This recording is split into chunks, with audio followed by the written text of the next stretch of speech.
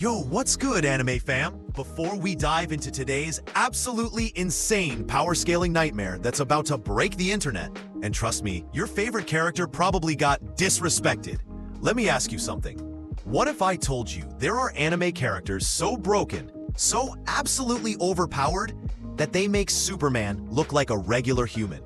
I'm talking about characters who can literally erase universes, manipulate reality, and defeat anyone with a single punch. Today, we're ranking the top 10 most ridiculously overpowered anime characters that have ever existed.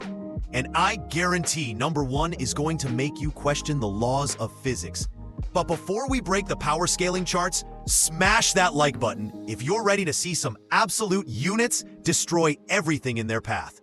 And if you're not subscribed yet, you're missing out on the most fire anime content on YouTube. Hit that subscribe button and ring that bell because we're about to witness some godly destruction.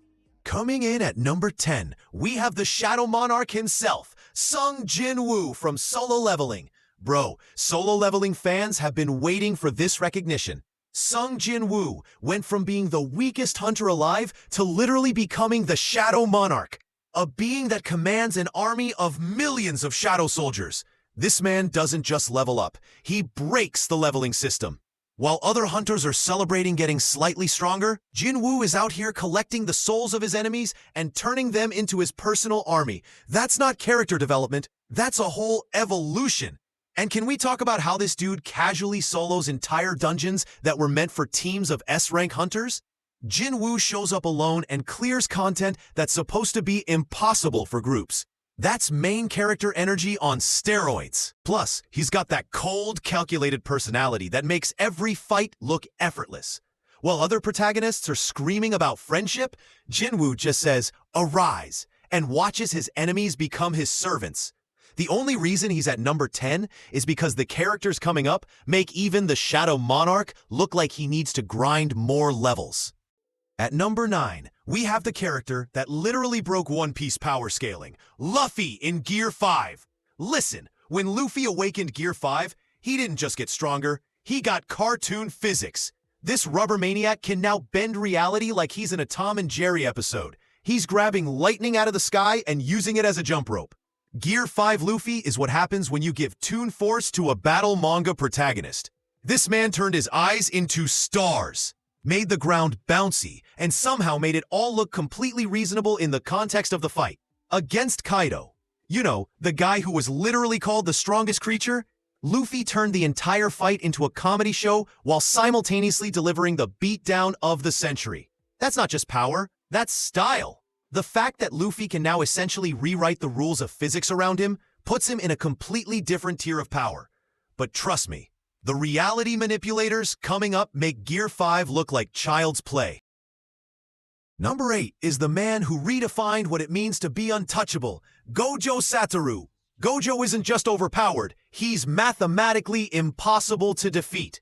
This man has infinity between him and his opponents. You literally cannot touch him because there's an infinite amount of space that you have to cross first. And that's just his passive ability. When Gojo actually tries, he can erase you from existence with Hollow Purple, or trap you in his domain expansion where every attack is a guaranteed hit. That's not fighting, that's just cheating. The Six Eyes give him perfect chakra control and the ability to see everything, while Limitless gives him control over space itself. This man is literally walking around with God mode enabled. Remember when Gojo fought that special grade curse and literally said, "You're weak"? That wasn't trash talk. That was a statement of fact. When you can manipulate infinity, everyone else is weak. The only reason Gojo isn't higher is because he's still technically human. The beings coming up next have transcended humanity entirely. Number 7 is the orange-haired hybrid who broke every power system in his own show, Ichigo Kurosaki at his absolute peak. Peak Ichigo isn't just a Soul Reaper. He's a Soul Reaper, Hollow, Quincy, and Fullbringer all at the same time. This man collected power systems like they were Pokemon cards. When Ichigo went true Bankai with his Hollow powers, he was cutting through reality itself.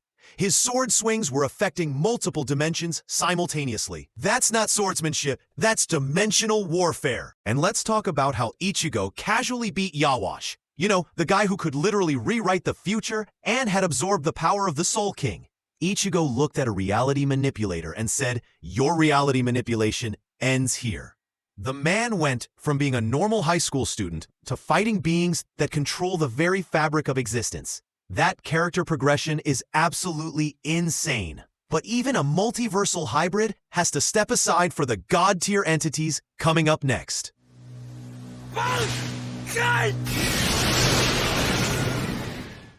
Number 6 is the Uchiha who achieved power that rivals the gods, Sasuke with the Rinnegan. Rinnegan Sasuke isn't just powerful, he's practically omnipotent. This man can travel through dimensions, swap places with anything in existence, and absorb any jutsu you throw at him. Sasuke's Ameno Tejikara is basically teleportation on steroids. He can swap the positions of any two objects in his sight range, including himself. Try to hit him? Nope, he's behind you now, and your attack just hit your teammate. And can we talk about how this man can create portals to other dimensions? While other ninja are still using smoke bombs to escape, Sasuke is literally opening doorways to different realities. Plus, he's got all 6 paths of the Rinnegan, meaning he can control gravity, absorb souls, summon creatures, and basically play God with the laws of physics. That's not ninja skills, that's cosmic power. The fact that Sasuke can go toe-to-toe with literal alien gods speaks volumes about his power level. Hold up. We're halfway through this absolutely broken list, and I can already hear your keyboard screaming in the comments. Are you team "this list is perfect" or team "this guy has no idea what he's talking about"? If you're enjoying watching me destroy your favorite character's power scaling, smash that like button right now. And if you haven't subscribed yet, we're about to enter the top 5. These characters are so overpowered, they make everyone we've seen so far look like background NPCs. Drop a comment predicting who's going to take the number 1 spot. I guarantee most of you are wrong. Number 5 is the Hokage at his most dangerous form, Naruto in Baryon mode. Baryon mode Naruto isn't just powerful, he's literally nuclear. This form uses his life force as fuel to create energy that can disintegrate anything he touches. That's not chakra anymore, that's atomic destruction. When Naruto activated Baryon mode against Ishiki, he wasn't just fighting, he was speed blitzing a being that could shrink and enlarge objects at will. Naruto was moving so fast that Ishiki and Otsutsuki God couldn't even react. This mode is so overpowered that every hit literally shortens the lifespan of whoever Naruto touches. He turned his own life force into a weapon that can age his opponents to death. That's not fighting, that's temporal warfare. And the fact that Naruto was willing to sacrifice his own life to use this power just shows the absolute unit energy this character has. He looked death in the face and said, "Let's make this interesting." Baryon mode represents the peak of human determination fused with godly power. Number 4 is the man who made an entire war arc about stopping him, Six Paths Madara. Six Paths Madara isn't just overpowered, he's a walking apocalypse. This man casually dropped meteors from the sky, and then dropped bigger meteors to destroy the meteors that were supposed to stop the first meteors. When Madara got the Six Paths power, he didn't just become stronger, he became a literal god. He could fly, regenerate from any damage, had truth-seeking balls that could erase anything from existence, and could cast infinite Tsukuyomi to control reality itself. This man looked at the entire allied shinobi forces, thousands of the world's strongest ninja, and said, "Do you want these clones to use Susanoo or not?" The audacity, the disrespect, and let's be real, Madara's plan was to trap everyone on the planet in an eternal dream. He was going to end all conflict by literally controlling everyone's reality. That's not villainy, that's cosmic tyranny. The fact that it took literal divine intervention to stop Madara shows just how broken this character became. Number 3 is the hero who broke the concept of limits, Saitama.